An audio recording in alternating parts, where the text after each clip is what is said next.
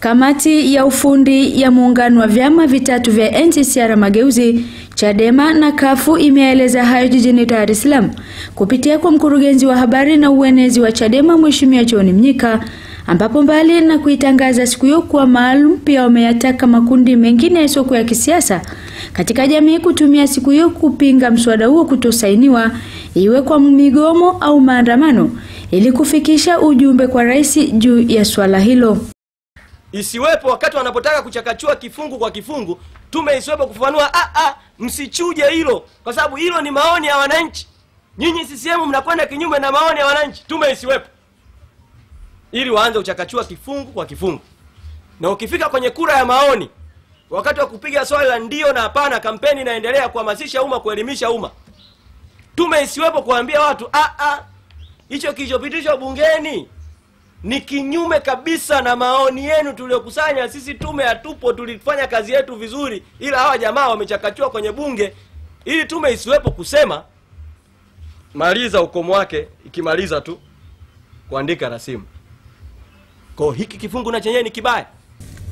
Wakizungumzia swala la serikali kuyafungia magazeti mawili, kamati hiyo imedai kuwa utaratibu uliotumika haukuwa sahihi, kwani mlalamikaji hajulikani ni nani, na kuongeza kuwa utawala wowote wa sheria haupaswi kutumia mabavu, badala yake ilipaswa kufuata taratibu zote ili kuweka usawa na haki baina ya vyombo hivyo na serikali yenyewe.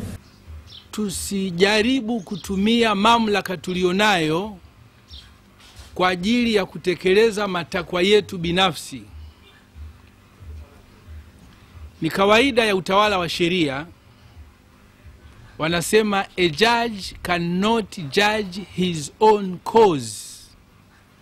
Sio jambo zuri kwa afya ya demokrasia serikali kuwa mlalamikaji, serikali hiyo ikasikiliza kesi hiyo, serikali hiyo ikatoa hukumu. Kauli ya Jaji Warioba pia imekuja kuainisha na kukubali hoja zetu, kwamba moja ya hoja tulizowasilisha katika mapungufu ya mswada huo ni kuvunjwa kwa tume ambayo imeratibu na kukusanya maoni ya wananchi na kutengeneza rasimu ya katiba, kwamba hatukubaliani na tume hiyo ivunjwe pamoja na mapungufu mengine yote.